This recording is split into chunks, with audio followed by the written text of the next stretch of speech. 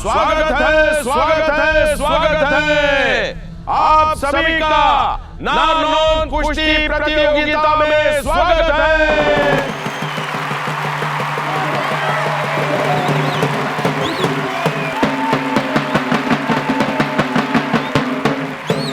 आज हमारे दूसरे सेमीफाइनल में नारनौंद के ओम प्रकाश लाल भिड़ेंगे लाडवा के अनिल कुमार से।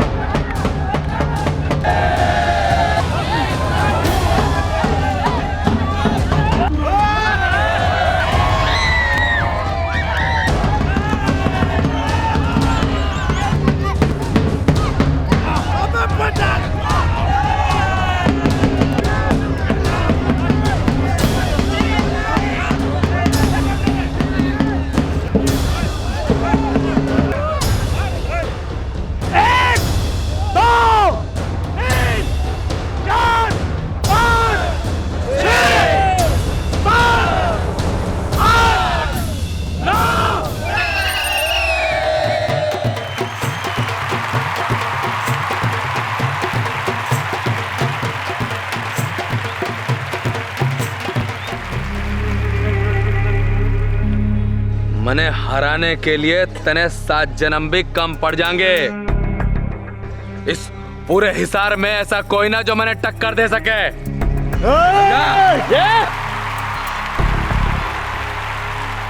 हर खेल स्पर्धा में किसी की हार तो किसी की जीत होनी ही होनी है। जरूरत है कि हर खिलाड़ी हार को स्पोर्टिंग अंदाज में ले, पर दुर्भाग्यवश कुछ खिलाड़ी हारने को बेइज्जत होने के बराबर समझते हैं। ऊपर से मीडिया की कठोर प्रतिक्रियाएं, समर्थकों के तीखे ताने, ये सभी आग में घी का काम कर जाते हैं और दस्तक देती है बदले की भावना। अब बदले की खामोश आग किस हद तक सुलग सकती है, ये जानना, ये समझना आसान नहीं होता। अक्टूबर 2011, गांव थुराना, जिला हिसार, हरियाणा।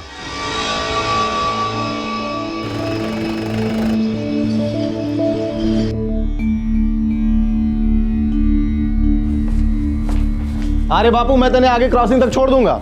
ना बेटा ना, पैदल ही चला जाऊंगा तो जल्दी मरूंगा नहीं, उल्टे सेहत बन जाएगी।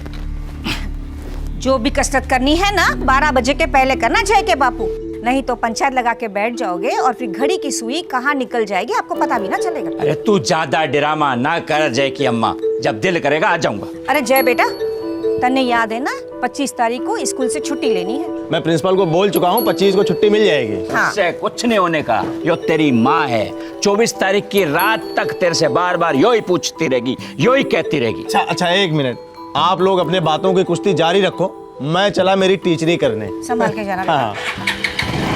देखा क्या बोल के गया वो। चाहिए।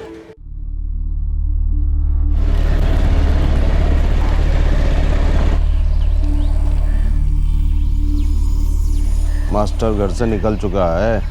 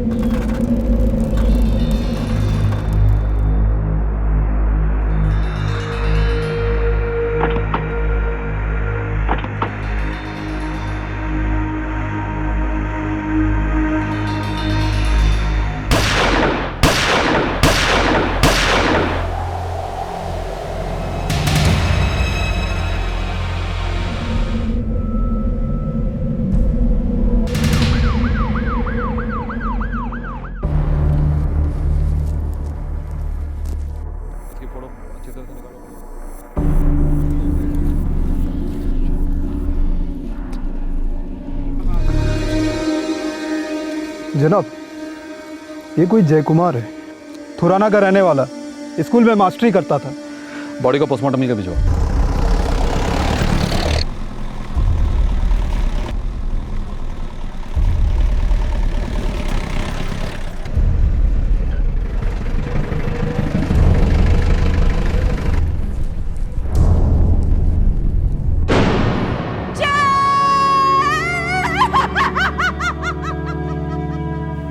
सुबह जब घर से निकला, अच्छा भला था मेरा बेटा। किसी से कोई दुश्मनी? एक स्कूल के मास्टर से किसकी दुश्मनी हो सकती है साहब? स्कूल में कोई बैर, कोई झगड़ा? नहीं इंस्पेक्टर साहब, बिल्कुल नहीं। मेरे बेटे से भला लड़का इस पूरे इलाके में कोई नहीं होगा। बड़ा शरीफ था वो, सबसे दोस्ती, किसी से दुश्मनी नहीं, कुछ भी नहीं। हीरा था वो हीरा था मेरा बेटा।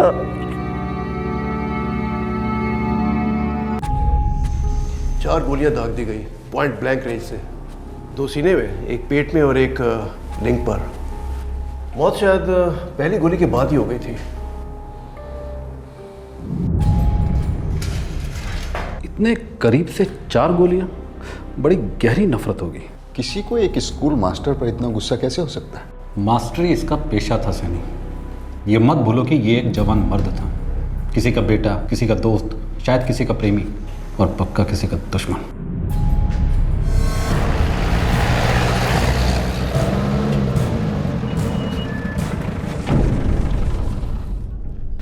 जय कुमार यहाँ टेम्पररी पोजीशन पे था, मुश्किल से 1 साल भी नहीं हुआ था।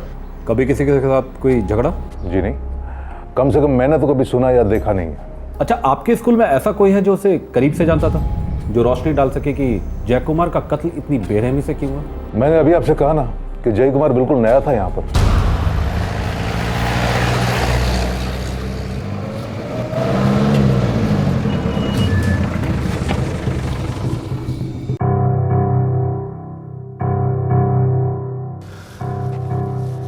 ये जय कुमार रोज इसी रास्ते से स्कूल आता जाता था? जी जनाब, जय कुमार के बापू ने यही रास्ता बताया।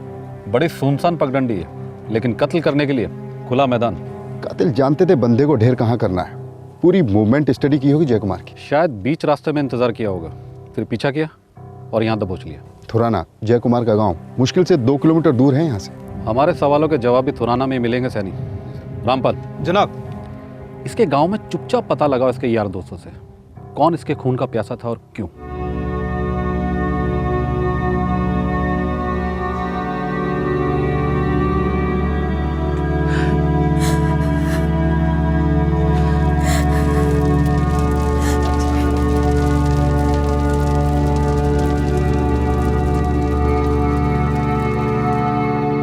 जनाब, छोरे को आग उसके बड़े भाई हरि कुमार ने दी, और हरि कुमार नोएडा में रहता है।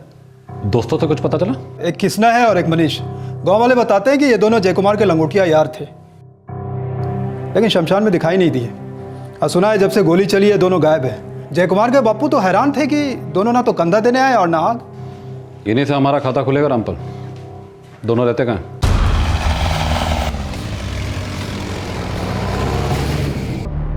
कृष्णा आपका लड़का? जी साहब। बुलाइए जरा। कहाँ से बुलाऊं? जब से वो बेचारा जय कुमार ढेर हुआ है, हमारा कृष्णा भी कहीं चला गया है। कहाँ चला गया? अरे मैंने पता होता तो बता ना देती। अकेला गया? ना, कल सुबह उसका दोस्त मनीष आया था जय कुमार की खबर लेके।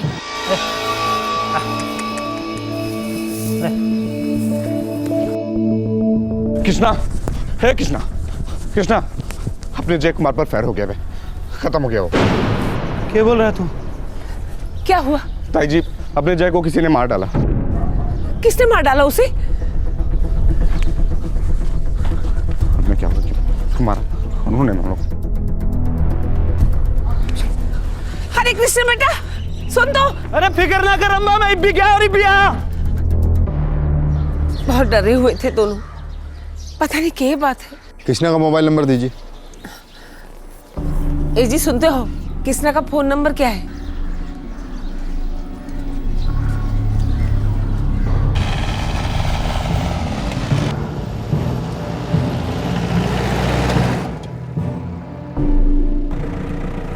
जनाब, कृष्णा और मनीष दोनों के नंबर स्विच ऑफ है। कृष्णा की माँ बता रही थी कि वो दोनों बहुत डरे हुए थे, शायद जय कुमार के कातिलों से कोई खतरा था उन्हें। अंडरग्राउंड होंगे सर, छुपे होंगे किसी बिल में। बेकार है, कब तक छुपेंगे? उन दोनों को ढूंढकर निकालना होगा सैनी।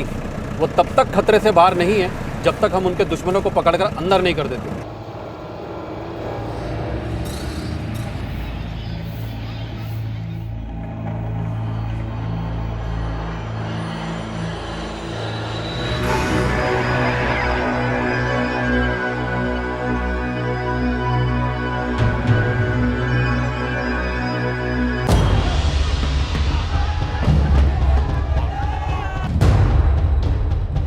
मने हराने के लिए तने 7 जन्म भी कम पड़ जाएंगे।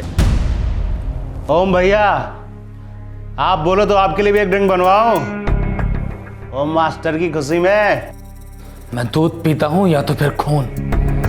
मास्टर का चख लिया, पर उन 2 पिल्लों का खून पीना अभी बाकी है। बड़ा तेवर दिखा रहे थे ना वो कमीने। ओम प्रकाश, ये जो दूसरे 2 लौंडे हैं, इनका खून महंगा पड़ेगा तुझे।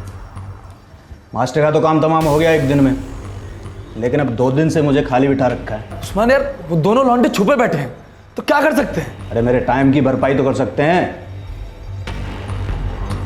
बंसी, भेज दे गाड़ी और दे दे उस्मान को पैसे।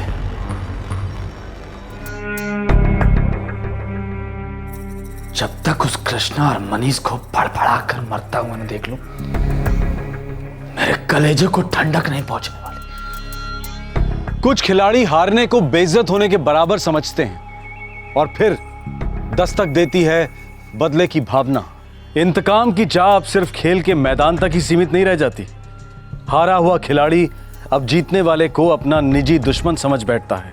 लेकिन इस केस में यह सवाल उठ रहा था कि जीतने वाले पहलवान ओम प्रकाश को स्कूल टीचर जय कुमार से ऐसी भी क्या दुश्मनी थी? जनाब, कृष्णा और मनीष अभी तक पकड़ में नहीं आए।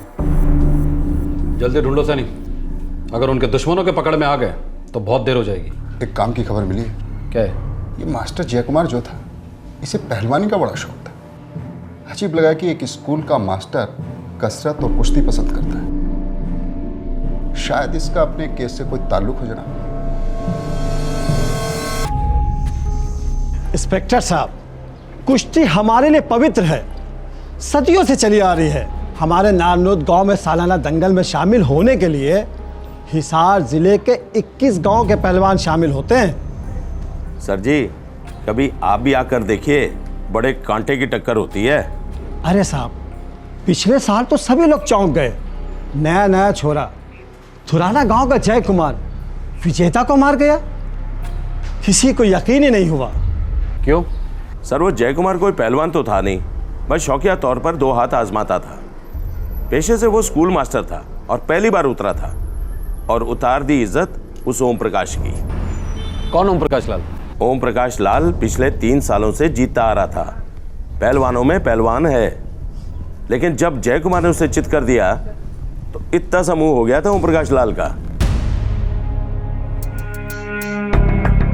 मने हराने के लिए तने 7 जन्म भी कम पड़ जाएंगे।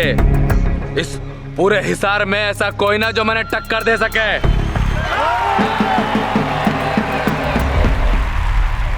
पिछले 7 दिनों में एक से एक कुश्तियां देखी है हमने।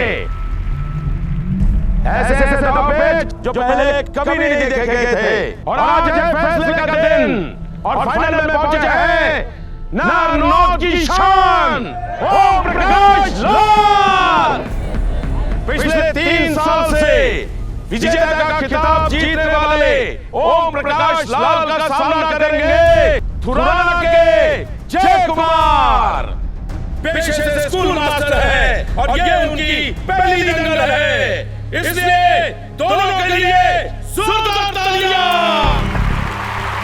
क्या ओम प्रकाश लाल चौथी बार विजेता का खिताब जीतने जा रहे हैं? स्कूल मास्टर जय कुमार उनके सामने एक भी राउंड टिक पाएंगे या नहीं?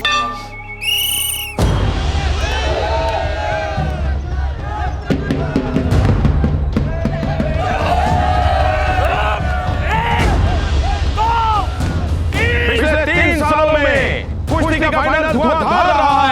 लेकिन लगता है इनका तो कोई चांस ही नहीं है।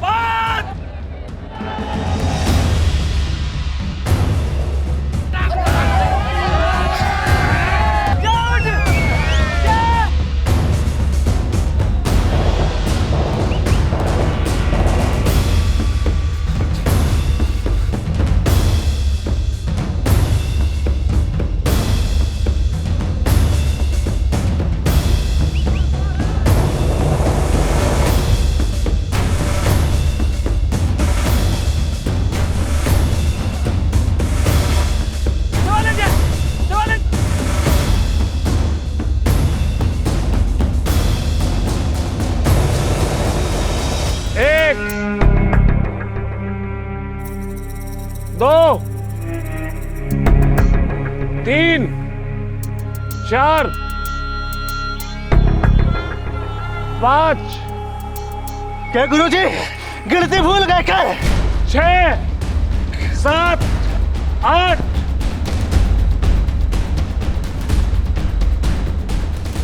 9,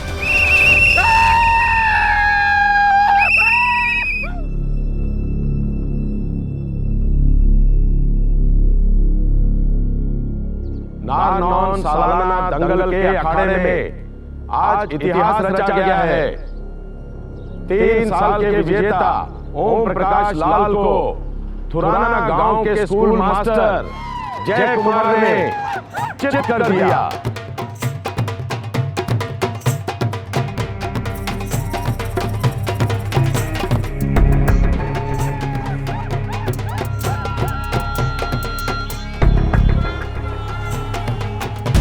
तो ये ओम प्रकाश लाल नारनौत का पहलवान है।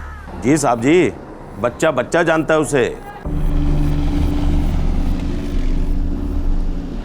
ये ओम प्रकाश लाल जय कुमार से 2010 की दंगल में हारा था। ठीक 1 साल बाद अक्टूबर 2011 में जय कुमार मारा गया। सर, प्लानिंग पूरे 1 साल चली होगी। सैनी जी जनाब। नारनौत में हमारे सारे खबरियों को इतला कर दो। अपनी आंखें कान खुली रखो, लेकिन मुंह बंद रखना। इस पहलवान के सर पे खून सवार है, इसे तो चुपचाप ही धरना होगा, वरना बहुत खून बहेगा।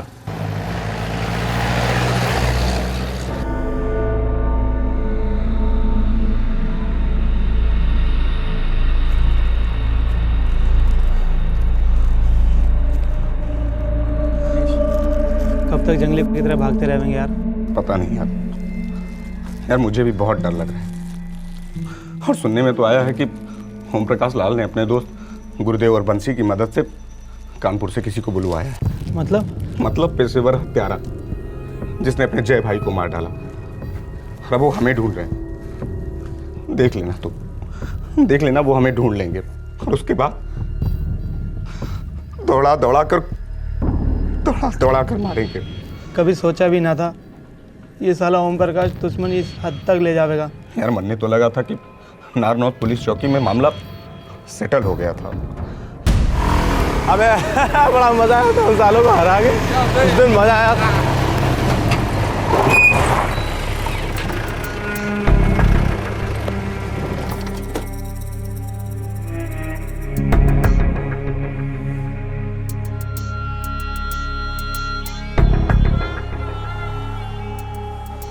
क्यों बे मास्टर के बच्चे, अपने आप को बड़ा 30 मार का समझ रहा था। एक बार हराकर बहुत उछल रहा था, नाक सिकोड़ रहा था। अखाड़े की बात को अखाड़े तक ही रहने दे भाई ओम प्रकाश। अभी रास्ता छोड़, हमको जान दे। ले छोड़ दिया रास्ता, निकल जाए यहाँ से। है पिछवाड़े में दम तो निकल जाए यहाँ से। ओए मनीष, किसना और क्या कह रहे थे पहलवान साहब कि पूरे हिसार जिले में कोई माई का लाल नहीं पैदा हुआ है जो ओम प्रकाश लाल को हरा सके। हाँ, हमने तो धूल चटा दी थी।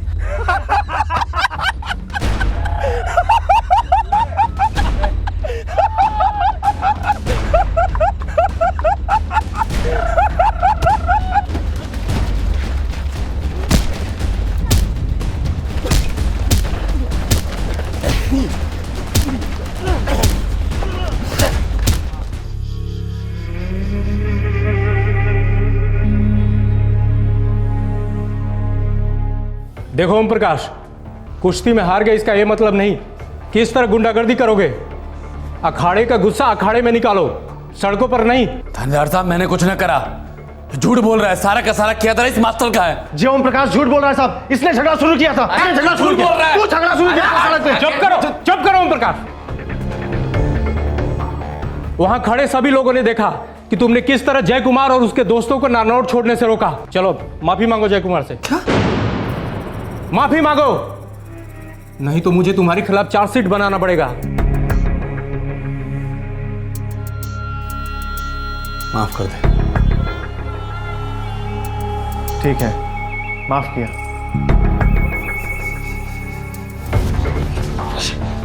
सुन लो तुम दोनों, खेल कूद में हारने का ये मतलब नहीं कि जिंदगी में हार गए। कुश्ती में हारने से कोई छोटा बड़ा नहीं होता।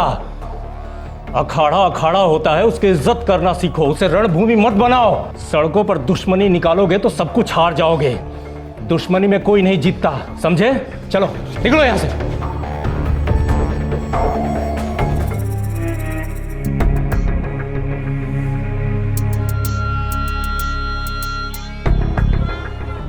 जनाब, उस ओम प्रकाश का सेल नंबर मिल गया। उसके चमचे गुरुदेव और बंसी के नंबर भी हाथ में आ गए। तीनों के मोबाइल फोन ऑफ ही होंगे। जी सर, लेकिन ये रिकॉर्ड देखिए, जिस दिन जय कुमार का कत्ल हुआ उस दिन इन तीनों के फोन ऑन थे। लोकेशन? वहीं सर, थुराना से स्कूल के सुनसान रास्ते पर, जहां जय कुमार को गोलियों से भून दिया गया। अब इसमें कोई शक नहीं कि इस कत्ल के पीछे ओम प्रकाश लाल का ही हाथ है। वो किसना और मनीष की कोई खबर? नहीं सर, अभी तक कोई खबर नहीं मिली। खबरियों की पेमेंट डबल कर दो सैनी। उन्हें किसी भी हालत में ढूंढ के निकालना है, वरना समझो गए।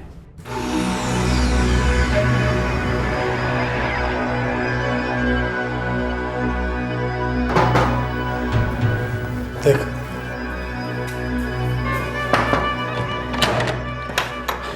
भैया उन दोनों चूहों का पता चल गया।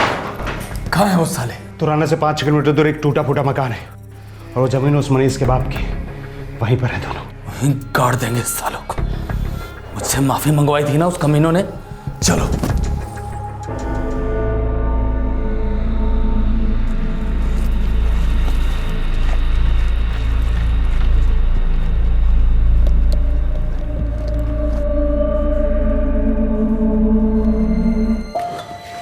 यार मनीष, बहुत ओलिया इब्निस आ जाता है यार। चल घर वापस चलते हैं। हाँ यार, और हमारे घर वाले भी बहुत परेशान हुए होंगे। लेकिन कहीं बीच में साला ओम प्रकाश का बच्चा मिल गया तो पता चला कि हम यहाँ से निकले और साला बीच रास्ते में बैठा हो खूंखार शेर की तरह। साला सर फिरा, खेल में हार गया तो हमारी जान के साथ खेलेगा।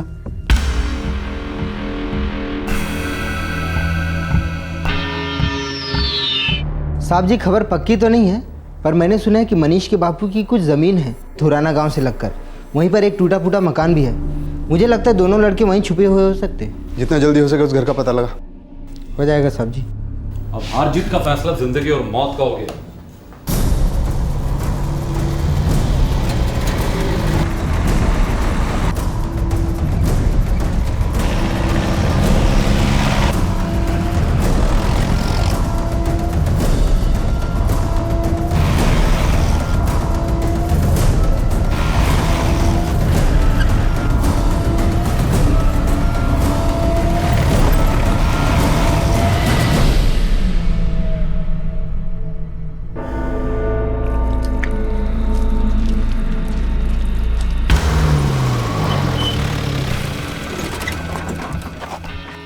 मनीष, कोई आ गया इधर। तुम्हारा बाप आ गया सालो। तुम लोग क्या सोच रहे थे कि हम तुम तक पहुंच नहीं पाएंगे? सालो, आज तक कोई मौत को चकमा दे पाया जो तुम दे पाओगे? सालो चूहों। देखिए ओम प्रकाश भाई, आज मैं ओम प्रकाश भाई हो गया। देखिए आप जय को तो पहले ही मार चुके, फिर हम दोनों ने ऐसा क्या किया है कि आप हमें भी हंस दिया था सालों। हमारे ओम भैया पर हंसने की जुर्रत की, पुलिस थाने में माफी मांगनी पड़ी, वो भी साले तुम जैसे 2 टके के लौंडों से। भाई हम माफी मांग लेते हैं आपसे, भाई माफ कर दो। हम पैर पड़ते हैं आपके, माफ कर दीजिए, जान बख्श दीजिए हमारी।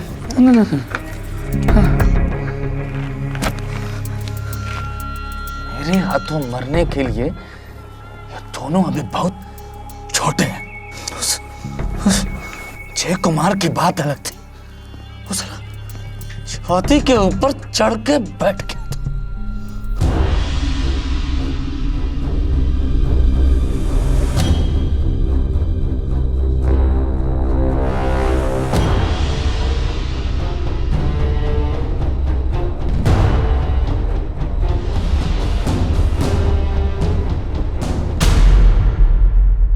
हाँ मास्टर के बच्चे, मैं कभी अपने वादे से मुकरता नहीं, खासकर अगर वादा मैंने खुद अपने आप से किया हो। के पागलपन है ओम प्रकाश, वो अखाड़े की बात को तो यहां तक लेकर आया। हाँ, खेल अभी बाकी है मास्टर। मुझसे लड़ने वाला या तो हार कर जी सकता है या तो फिर जी के मर सकता है। तो जीत के सो मर।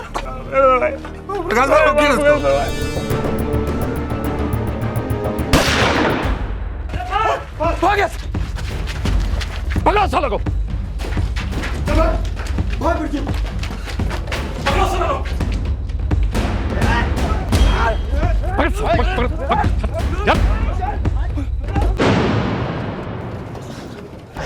बच्चा जब खेल में हारता है ना तो बाप बोलता कोई बात नहीं, अगली बार और मेहनत करना। लेकिन शायद तेरे बाप ने तुझे हारना नहीं सिखाया होगा और अब ये सीख लेने के लिए तू बच्चा नहीं रहा और ना ही मैं तेरा बाप हूं। अब जिंदगी भर जेल में तो खुद से कुश्ती लड़ेगा, ना जीतेगा ना हारेगा, सिर्फ पछताएगा। अंदर डाला से।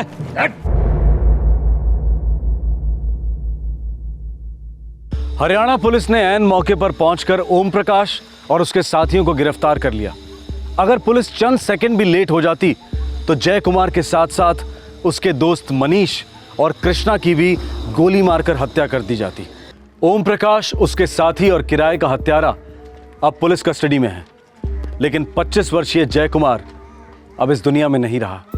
खेल खेल ना रहा, हार का घाव नासूर बन गया, जिससे बहते नफरत के मवाद में एक मासूम जिंदगी बह गई। दुश्मनी के दंगल में जय कुमार हमेशा के लिए चित हो गया। ऐसा क्यों होता है कि कुछ लोग खेल में हारने को बेइज्जती समझते हैं? क्या इस सब के लिए कुछ हद तक खेल जगत में बढ़ती कॉर्पोरेट इन्वेस्टमेंट और मीडिया का दबाव भी जिम्मेदार है? अब हमारे देश में क्रिकेट को ही लीजिए, आए दिन मीडिया और इश्तिहारों में चारों तरफ महाभारत, युद्ध, जंग, वॉर जैसे आक्रामक शब्द गूंजते रहते हैं। मार्केटिंग और पब्लिसिटी की आड़ में नफरत का जहर धीरे धीरे खेल प्रेमियों को बांटने लगा है। जब खेल को खेल के मैदान के बाहर धकेला जाता है तो हेल्दी कंपटीशन निजी नफरत बनकर छलकता है। मेहनत के पसीने की बजाय खून की नदियां बहने लगती हैं।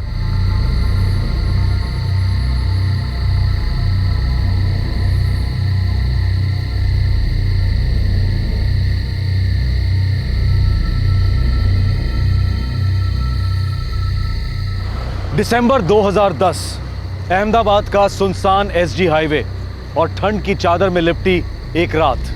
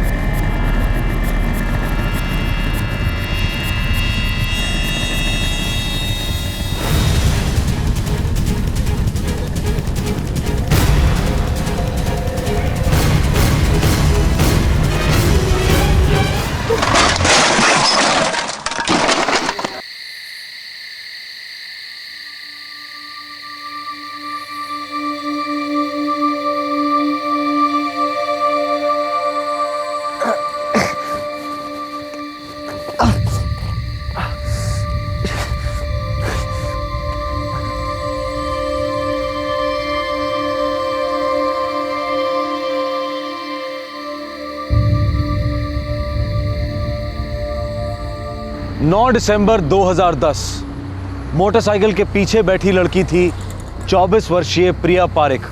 ये लड़की अहमदाबाद के एक बीपीओ में काम करती थी। उस दिन वो बहुत उदास थी क्योंकि वो उसके पिता की 5वीं डेथ एनिवर्सरी थी। उसका ऑफिस कलीग पंकज मैत्री उसे घर तक लिफ्ट दे रहा था।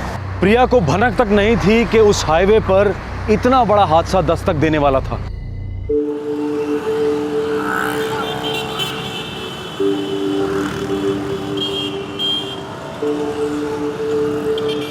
ओम अपवित्रः पवित्रो वा सर्वस्थां गतो अपि या स्मरेत पुण्डरीकाक्षः ब्रह्मा भयन्तरः शुचिः।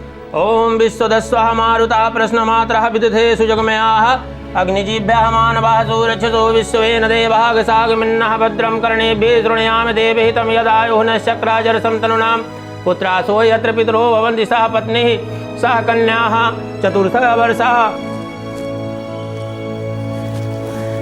एले बेटा, प्रिया कम से कम आज तो ऑफिस से छुट्टी ले लेती। श्रिया भी कॉलेज जा रही है, तेरे पापा की बरसी है आज बेटा, और अकेले में मेरा दम घुटता है। ऑफ तो मैं भी लेना चाहती थी माँ, लेकिन सीनियर ने बिल्कुल मना कर दिया। हो सके तो मैं 1 आध घंटा जल्दी आ जाऊंगी आज। माँ मैं आज कॉलेज नहीं जाने वाली, मैं पूरा दिन आपके साथ रहूंगी।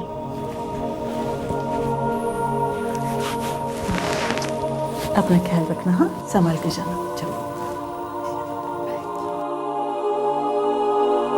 श्रिया, आज तुम्हारे पापा जिंदा होते ना तो अभी तक तो तुम्हारी दीदी की शादी हो गई होती। माँ 4 साल से पापा की बरसी में तुम यही रट लगाई बैठ जाती हो। बेटा दिल हल्का हो जाता है मेरा। लेकिन माँ दिल भारी करती ही क्यों? दीदी अपने काम में बहुत खुश है, हम सब एक दूसरे का सहारा बने हुए हैं। और क्यों इतनी उतावली हो रही हो दीदी को घर से भगाने के लिए? बेटा बुरा लगता है मुझे कि शादी की उम्र में वो हम दोनों को संभाल रही है। बेटी अगर संभाले तो कौन सा माँ बाप हो गया माँ। 3-4 साल में मुझे भी नौकरी लग जाएगी, फिर हम दीदी के लिए एक अच्छा लड़का ढूंढेंगे। और वैसे भी दीदी की उम्र ही क्या है। लेकिन बेटा तेरे पापा अगर होते ना तो। माँ पापा हम सबके अंदर जिंदा है, और वो इस वक्त बोल रहे होंगे क्यों फिल्मी डायलॉग मार के बोर कर रही हो। माँ मुझे बहुत भूख लगी है, कुछ खाए?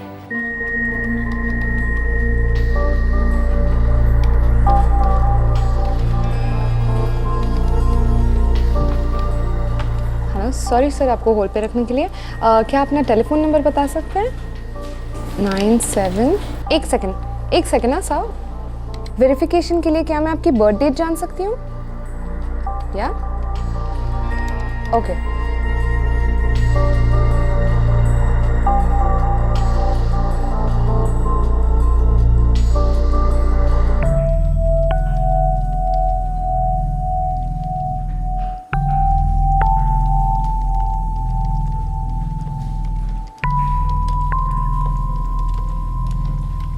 सर मैं आपकी कोई और मदद कर सकती हूँ? Have a good day. Hi Priya. हाय।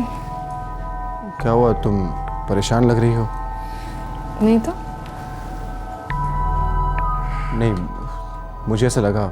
सब कुछ ठीक है। एनीवे पूछने के लिए thanks. Take care.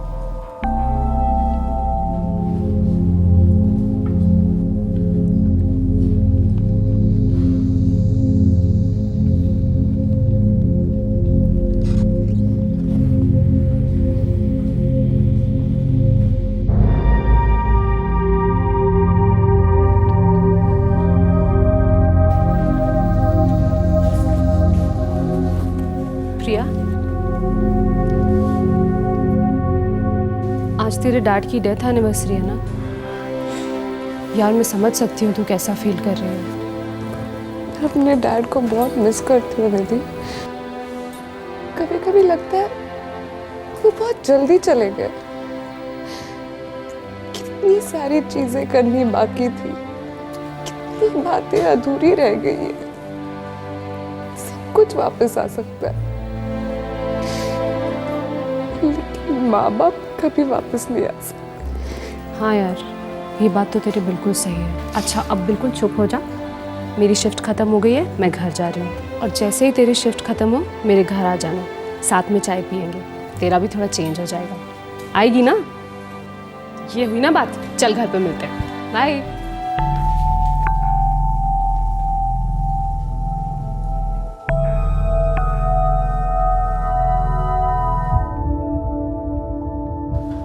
May I come in, sir?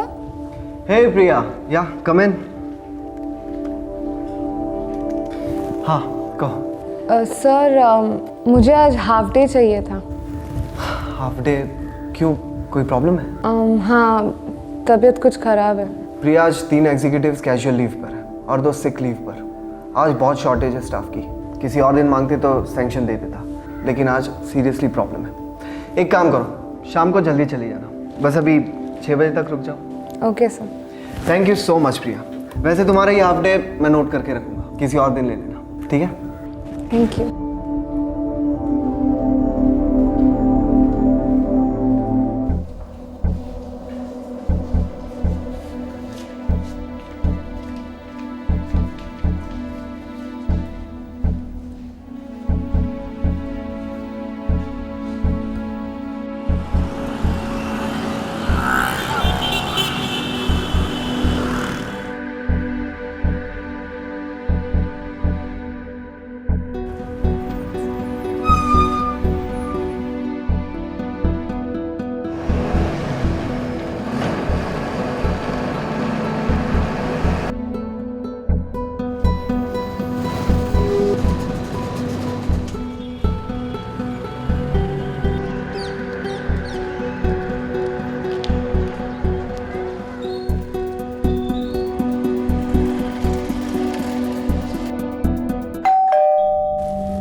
आ गई, मैं तेरे ही वेट कर रही थी। आजा। देख प्रिया, मेरी बात को गलत मत समझना, पर अब तुझे अपने डैड की डेथ को भुलाकर जिंदगी एक नए सिरे से शुरू करनी चाहिए।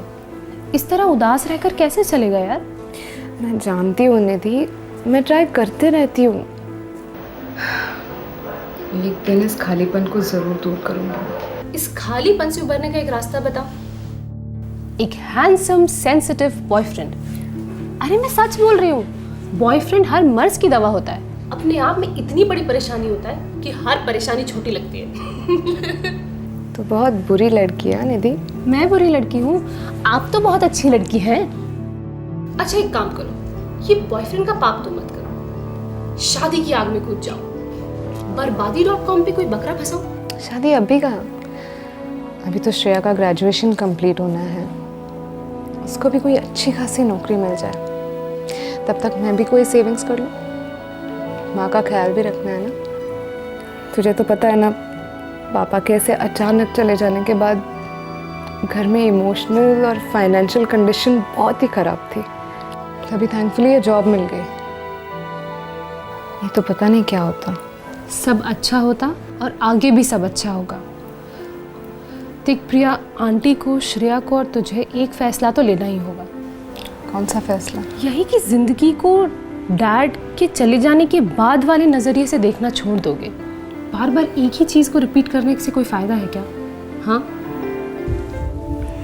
अरे निधि, 8 बज गए यार, मैं घर के लिए निकलती हूँ।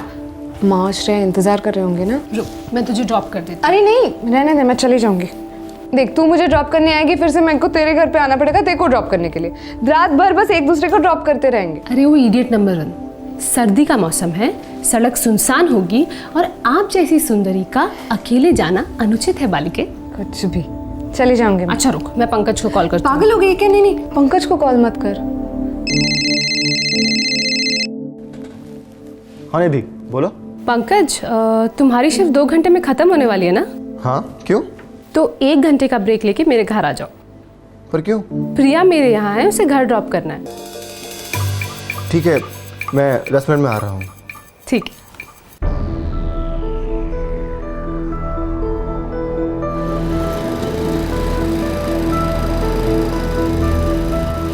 Bye bye bye.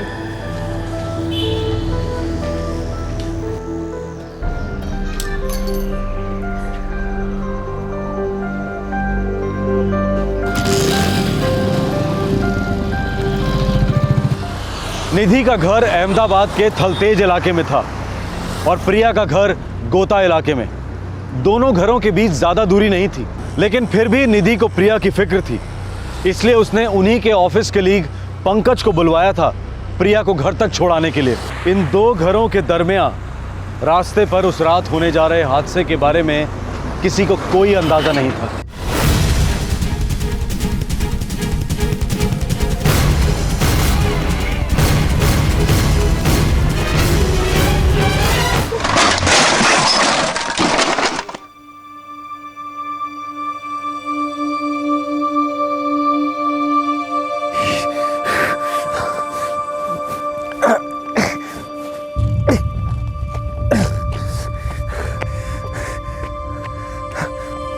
प्रिया,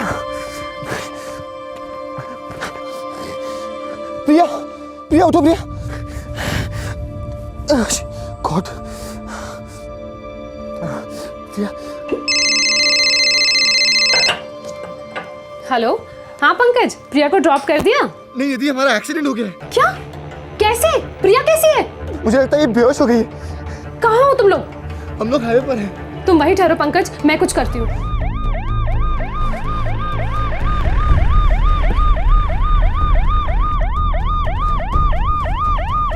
पंकज, तुम ठीक हो ना? हाँ। प्रिया, oh my God! जल्दी अभी। प्रिया! जल्दी।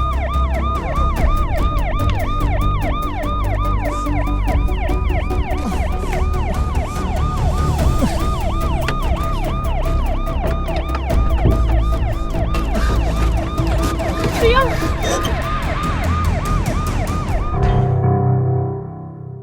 पंकज, तुम भी अपना हाथ डॉक्टर को दिखाओ, दवाई लगवाओ, तब तक मैं श्रेया और आंटी को कॉल करती हूँ।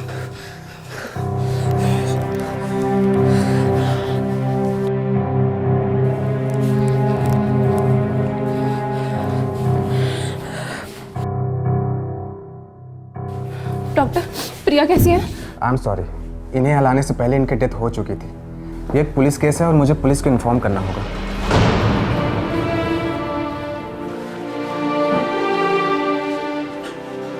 निधि, प्रिया ठीक है ना? निधि, निधि कैसी है प्रिया? कहाँ है वो? मुझे मिलना है उससे। दीदी दीदी बोलिए ना, प्रिया दीदी कहाँ है? कैसी है वो? प्रिया हमारे बीच में नहीं रही। क्या बकवास कर रही है तू? मैं नहीं मानती, मुझे मेरे प्रिया से मिलना है। कहाँ है वो? दीदी मान नहीं सकती।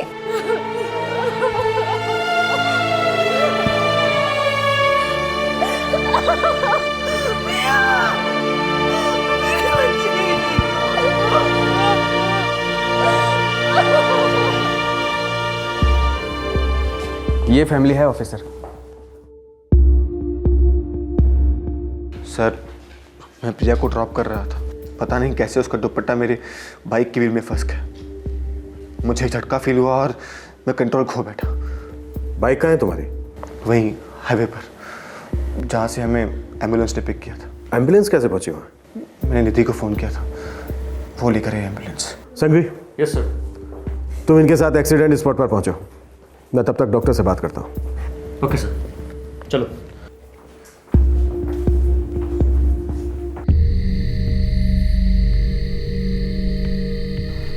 लड़की पिछली सीट पर बैठी थी? हाँ, हम थलतेज से आ रहे थे। बाइक की स्पीड क्या थी? 90 की। ट्रैफिक नहीं था इसलिए। पूरे एक्सीडेंट साइट का नक्शा बनाओ और इस बाइक को हिरासत में ले लो चेकिंग के लिए, और इस दुपट्टे को भी। हाँ, वो लड़का बता रहा था कि लड़की के गले का दुपट्टा बाइक के पिछले व्हील में फंस गया था। गले में निशान तो हैं। किस तरह की इंजरीज? खरोंचे। कोई फ्रैक्चर? No fractures. डॉक्टर, ये आपको थोड़ा अजीब नहीं लगा? हाँ, मुझे अनयूजुअल लगा, तभी मैंने ये बात फैमिली के सामने नहीं उठाई। बाइक पलट गई, लड़की के गले का दुपट्टा बाइक के पिछले व्हील में फंस गया, जिसकी वजह से लड़की की मौत तो हो गई, लेकिन उसकी कोई भी हड्डी नहीं टूटी। लड़के के हाथ में भी एक मामूली सी चोट है और पैरों पे कुछ खरोंचों के निशान। बस। एक और चौंकाने वाली बात है इंस्पेक्टर। वो क्या डॉक्टर? लड़की के हाथ में जो निशान है, ये बाइक के गिरने के निशान नहीं है, ये नाखून के हैं। मुझे तो दाल में कुछ काला नजर आ रहा है डॉक्टर। मुझे भी, क्योंकि सिंपल सा लॉजिक है। बाइक की व्हील में अगर लड़की का दुपट्टा फंसता है तो गले की हड्डी टूटनी चाहिए थी, लेकिन गले की हड्डी तो सही सलामत है।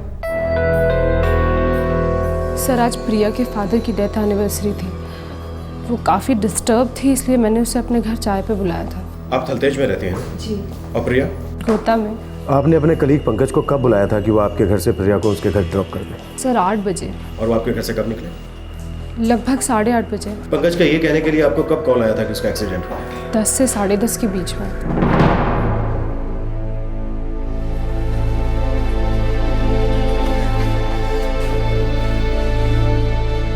देखिए माँ जी, मैं आपका दुख अच्छी तरह से समझ सकता हूँ, पर हम डिटेल्ड पोस्टमार्टम के बाद ही बॉडी को रिलीज कर पाएंगे। क्यों? बस हमें ये पक्का करना है कि एक एक्सीडेंट ही है और कुछ नहीं। इंस्पेक्टर, क्या मतलब है आपका?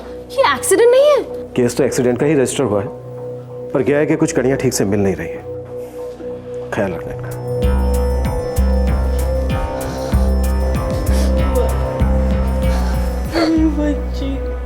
देखिए सर, ये मेरी ही गलती है कि मैं 90 की स्पीड पर जा रहा था।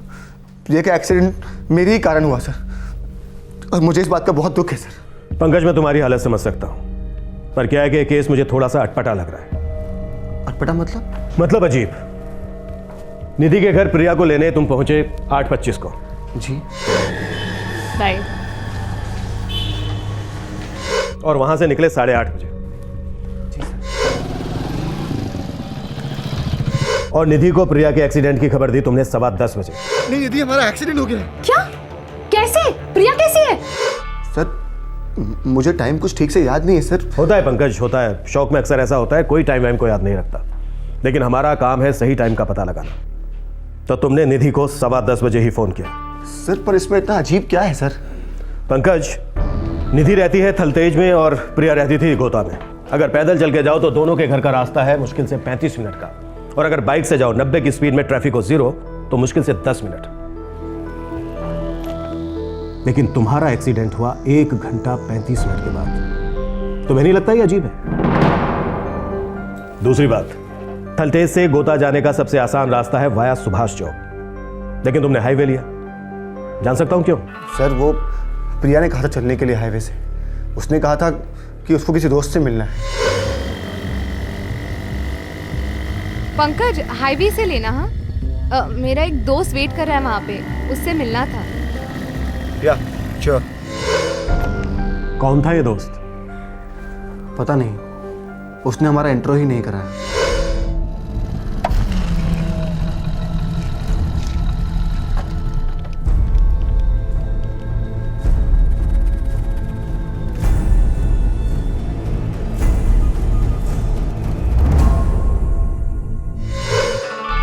उसने हेलमेट पहना हुआ था। तो जाहिर सी बात है तुम उसका चेहरा नहीं देख पाए होगे। जी सर। पंकज, जैसा कि तुम बता रहे हो, इतनी देर रात उसके गले मिलना, इतने लंबे समय तक उससे बातचीत करते रहना, तो काफी गहरा रिश्ता होगा दोनों के बीच। मुझे वो उसका बॉयफ्रेंड लग रहा था सर। प्रिया इतनी देर तक उससे बात करती रही, तुम उसका इंतजार करते रहे, फिर भी उसने अपने बॉयफ्रेंड को नहीं बोला घर ड्रॉप करने के लिए, तुम्हारी बाइक पर आकर बैठ गई। ये तुम्हें अजीब नहीं लगा? सर, ये बात तो मुझे भी अजीब लगी सर। पता नहीं सर उसने ऐसा क्यों किया। कोई बात नहीं, हम उस फ्रेंड को ढूंढ निकालेंगे, पूछेंगे उससे ऐसा क्यों हुआ, क्यों नहीं हुआ। ओके सर, मैं जाऊं? पंकज, शहर में ही रहना, हमारी फिर मुलाकात होगी। जी सर।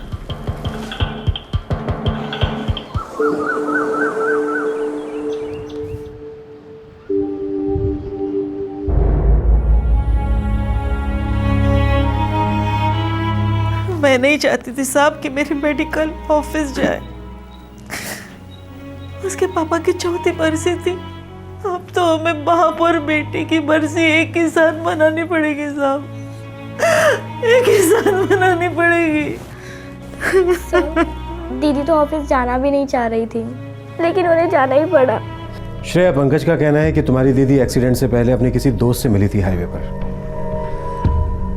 सर, दीदी किसी से ज़्यादा दोस्ती वोस्ती नहीं रखती थी, लेकिन हाँ, निधि दीदी के साथ उनकी ज़्यादा जमती थी। पंकज का यह भी कहना है श्रेया कि जिस दोस्त से वो हाईवे पर मिली थी, वो दोस्त उसका बॉयफ्रेंड था। मुझे ये बात नामुमकिन लगती है सर। दीदी की लाइफ खुली किताब थी, और अगर बॉयफ्रेंड होता तो माँ और मुझे पहले पता होता। नहीं सर, ऐसा तो बिल्कुल भी नहीं है। अगर प्रिया का कोई मेल फ्रेंड होता जो इतनी रात में उससे हाईवे पर मिलने आता तो मुझे ज़रूर पता होता। ये पंकज किस किस्म का इंसान है? सर, पंकज, मैं और प्रिया तो 3 साल से एक ही टीम में काम कर रहे हैं। प्रिया और पंकज के बीच में कोई अनबन? नहीं। कोई प्यार मोहब्बत? बिल्कुल भी नहीं। सर, दीदी हम दोनों के साथ सारी बातें शेयर करती थी। बॉयफ्रेंड होने का तो सवाल ही नहीं होता। मेरे पति के गुजर जाने के बाद इस घर का सारा खर्चा उसी ने उठा रखा था। ऊपर से इसकी पढ़ाई का खर्चा भी वही संभालती थी साहब। मेरी बेटी अब नहीं रही साहब। सर कुछ गड़बड़ है क्या? उस दिन भी आप कह रहे थे कि शायद ये एक्सीडेंट ना हो। देखिए, लगता तो एक्सीडेंट ही है, लेकिन मौजूदा सबूत ये कह रहे हैं कि ये एक्सीडेंट किसी प्लान के तहत हुआ है, या शायद कुछ ऐसा हुआ है जिसे एक्सीडेंट की शक्ल दी जा रही है।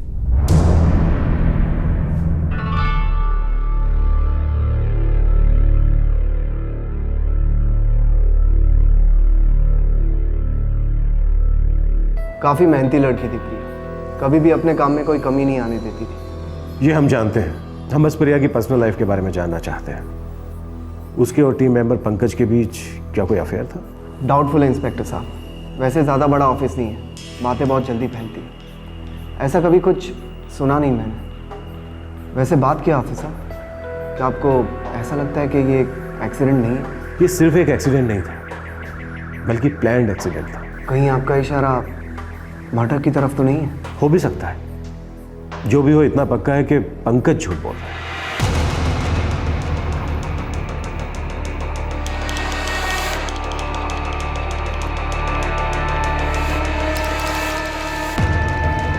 जी सर। हमें लगता है तुम्हारा जो एक्सीडेंट हुआ वो कोई एक्सीडेंट था ही नहीं। मुझे नहीं पता आप क्या कहने की कोशिश कर रहे हैं, लेकिन वो एक्सीडेंट था, बहुत बुरा एक्सीडेंट। मैं ये जानता हूँ कि तेरे और प्रिया के बीच कुछ था, और ये भी बहुत अच्छी तरह से जानता हूँ कि कोई एक्सीडेंट नहीं हुआ। सर आप क्या? चुपचाप खड़े रहे। जब भी बुलवाऊं सच बोलना। अगर शहर छोड़ने की कोशिश की या कोई चालाकी की तो गले में पट्टा डालकर मोटरसाइकिल से घसीटते हुए ले जाऊंगा, समझा?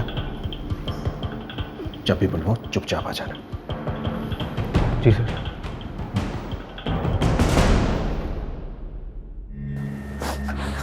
पहले तुम्हारे पापा हमें छोड़कर चले गए, फिर तुम्हारी प्रिया दीदी। पता नहीं श्रेया हमारा क्या होने वाला है बेटा। माँ तुम फिक्र मत करो, मैं जिंदगी भर तुम्हारी देखभाल करूंगी।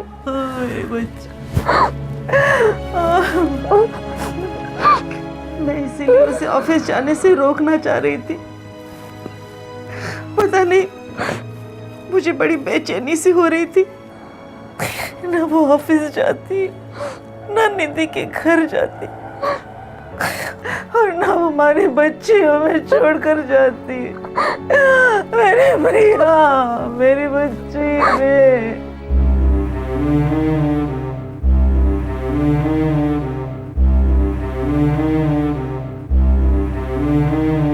सर, इस निधि का कोई इन्वॉल्वमेंट नहीं लगता है। इसे वाकई पता नहीं कि पंकज और प्रिया के बीच में कुछ था। संघवी, मैं दावे के साथ कह सकता हूं इस पंकज ने ही प्रिया का कत्ल किया है, फिर उसे एक्सीडेंट का रूप दिया है। अब सवाल यह है कि पंकज ने प्रिया का कत्ल क्यों किया?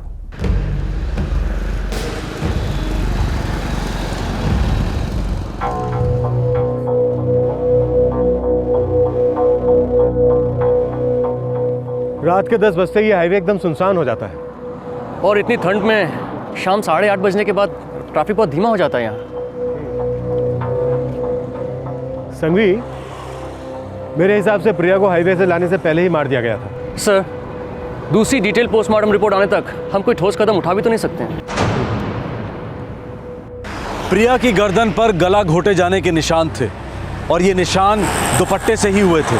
लेकिन इस बात पर गहरा शक किया जा रहा था कि प्रिया का गला एक्सीडेंट में दब गया था या फिर जानबूझकर दबाया गया था। प्रिया के बदन के सबूत बार बार दस्तक दे रहे थे कि ये मौत एक्सीडेंट से नहीं हुई थी, बल्कि ये एक हत्या थी। जब दूसरी पोस्टमार्टम रिपोर्ट आई तब पुलिस का शक यकीन में बदल गया। हमने दोबारा से पूरा पोस्टमार्टम किया है। क्या फाइंडिंग है डॉक्टर? हॉस्पिटल की पहली पोस्टमार्टम रिपोर्ट के अनुसार प्रिया की मौत डेड ऑन अराइवल घोषित किया गया है। आई एम सॉरी, इन्हें हलाने से पहले इनकी डेथ हो चुकी थी। यही कोई 11:10 पर। लेकिन बॉडी के एनालिसिस के बाद हम कह सकते हैं कि इनकी मौत 9:30 से 9:50 के बीच में हुई थी। पंकज ने निधि को 10:15 बजे फोन किया एक्सीडेंट के बारे में बताने के लिए, यानी मौत के 25 मिनट बाद। मतलब आपका शक सही है, मौत हाईवे पहुंचने से पहले ही हुई होगी। एक बात और इंस्पेक्टर, प्रिया की मौत से चंद मिनट पहले इसके साथ रेप किया गया है। ताज़ा घाव है, सीमेंट सैंपल से, फोर्स एंट्री है।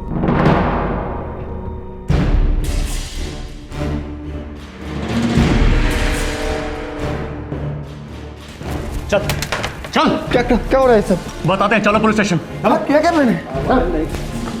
क्या हो रहा है? चल।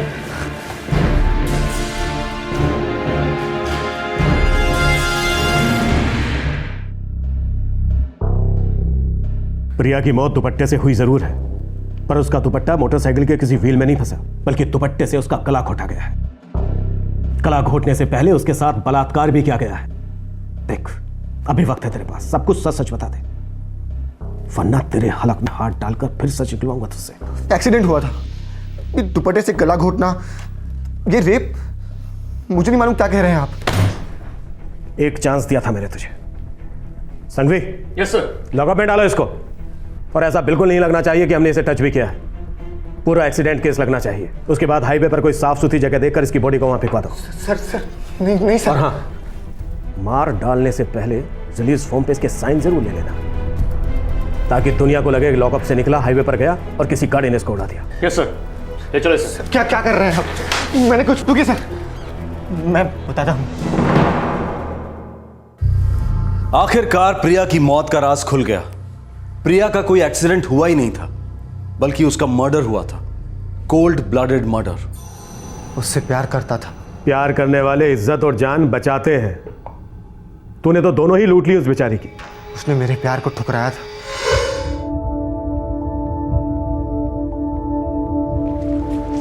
प्रिया, हाय प्रिया। हाय। क्या हम 2 मिनट बात कर सकते हैं? हाँ बोलो, क्या बात है? प्रिया, क्या हम साथ में कॉफ़ी के लिए जा सकते हैं कहीं पर? नहीं थैंक्स यार, घर पहुंचना है। अब प्रिया, हम लगभग 3 साल से साथ में काम कर रहे हैं। हाँ पता है पंकज। अब पता है, जब हम फर्स्ट टाइम मिले थे, तब से मेरे दिल में तुम्हारे लिए फीलिंग्स है प्रिया। फीलिंग्स? कैसी फीलिंग्स? प्यार वाली feelings, romantic feelings. I love you Priya, I love you.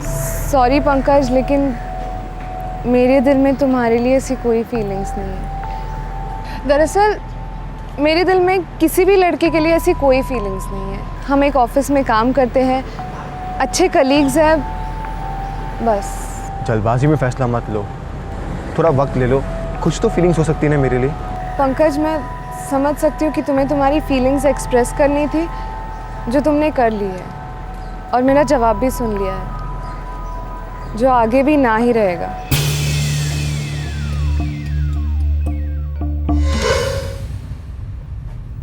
मुझे मालूम था कि उसकी फैमिली रिस्पॉन्सिबिलिटीज भारी हैं, वो प्यार कमिट नहीं कर सकते थे।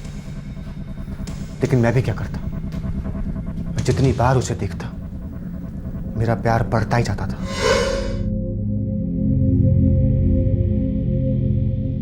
वो इतनी खूबसूरत थी, वो कुछ भी पहन कर आती, मेरी आंखें उस पर से हटती ही नहीं थी। मैं काम पर भी फोकस नहीं कर पा रहा था। मैंने हमेशा उसके बहुत करीब जाने की कोशिश की, लेकिन वो कभी मुमकिन ही नहीं हुआ। फिर उस रात जब निधि ने मुझे फोन किया कि प्रिया को ड्रॉप करना है, मेरे तो होश ही उड़ गए। मैं इतना खुश जिंदगी में नहीं हुआ था।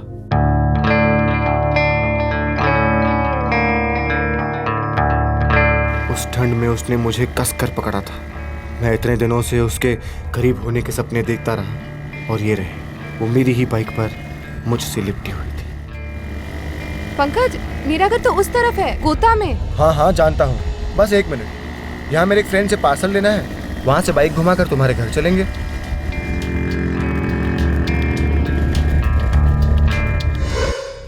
तो पंकज मैत्री, तूने जो हमें बताया कि प्रिया का कोई दोस्त हेलमेट पहने हुए उसका इंतजार कर रहा था, वो झूठ था। और तूने प्रिया को जो कहा कि तेरा कोई दोस्त इंतजार कर रहा है, वो भी झूठ था।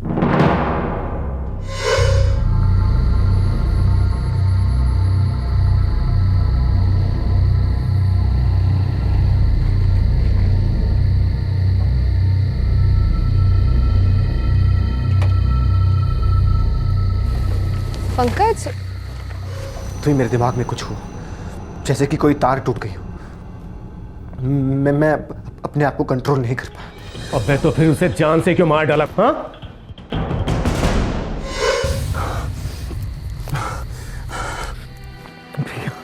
हाँ, आई एम सॉरी प्रिया, मैं रोक नहीं पाया प्रिया, मैं कंट्रोल नहीं कर पाया प्रिया। प्रिया मैं कंट्रोल नहीं कर पाया। क्या कर रही हो प्रिया? आई लव यू प्रिया। अगर तुम्हें लगता है कि मैं चुप बैठूंगी तो तुम बहुत बड़ी गलती कर रहे हो। मैं चुप नहीं रहने वाली। मैं अभी के अभी पुलिस स्टेशन जा रही हूँ। मैं तुम्हारी जिंदगी बर्बाद करने वाली हूँ। तुम्हें फांसी पे चढ़ाऊंगी मैं। हमारी शादी हो जाएगी प्रिया, हमारे बच्चे होंगे, हम किसी को नहीं बताएंगे प्रिया। मेरा नाम भी मत लेना अपनी जुबान पे। तुम नीच हो, कीड़े हो तुम, ना मत दो तुम। ऐसा मत तुम ना मर दो। ऐसा मत कहो प्रिया, ऐसा मत कहो। मैं अभी के अभी पुलिस स्टेशन जा। नहीं प्रिया, मैं तुम्हें फांसी पे चढ़ाऊंगी। तुम्हारी जिंदगी बर्बाद करने वाली हूं मैं। कहीं नहीं जा रही तुम, कहीं नहीं जा रही।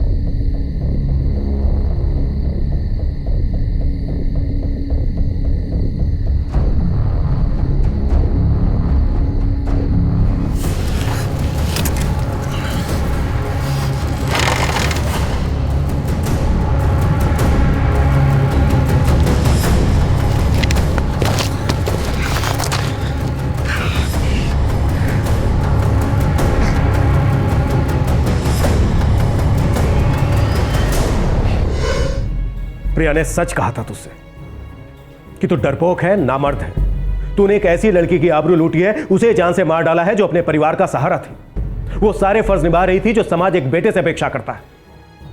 अरे उसमें था असली पुरुषार्थ। तू तो सच में नामर्द है। हम अपनी पूरी ताकत लगा देंगे तेरे खिलाफ तगड़ा केस बनाने के लिए। फांसी पर लटके हुए देखना चाहते हैं तुझे। ऐसी सजा हो कि देश भर में कोई भी किसी लड़की के साथ ऐसा करने की सोच तक ना सके। ले जाओ इसे।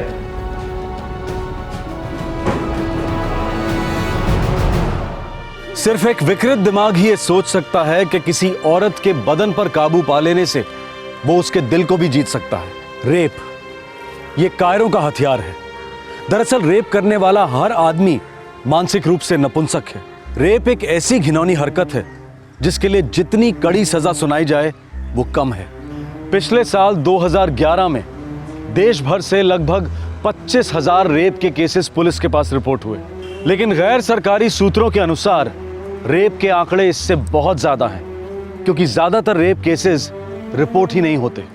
शहरी जीवन में औरतें और मर्द ऑफिस में कंधे से कंधा मिलाकर काम करते हैं। ऐसे माहौल में कौन से पुरुष कर्मचारी के दिमाग में क्या पनप रहा है, इसका अनुमान लगाना आसान नहीं है। पर जरूरी यह है कि हर महिला कर्मचारी हमेशा सतर्क रहे। आए दिन होने वाले I am interested in you या फिर आई लव यू को लाइटली ना ले, क्योंकि ये सब दस्तक है कि आगे जाकर खतरा हो सकता है। हमारे समाज में पुरुषों की परवरिश में सेंसिटिविटी की जरूरत है। उन्हें औरतों के प्रति सही तरह से बर्ताव करना सिखाया जाना चाहिए।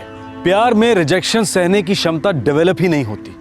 इसकी वजह से अक्सर वासना को प्यार समझा जाता है और विकृति को मर्दानगी। अगर हम रेप के खिलाफ लड़ना चाहते हैं तो शुरुआत हमें अपने घर से करनी होगी। अपने लड़कों को सही सामाजिक शिक्षा देनी होगी और लड़कियों को निडर बनाने के प्रयास करने होंगे। तब तक अपना ख्याल रखें, सुरक्षित रहें। जय हिंद। इस तरह के और भी एपिसोड देखने के लिए हमारे चैनल को सब्सक्राइब करें और बेल आइकन दबाना ना भूलें।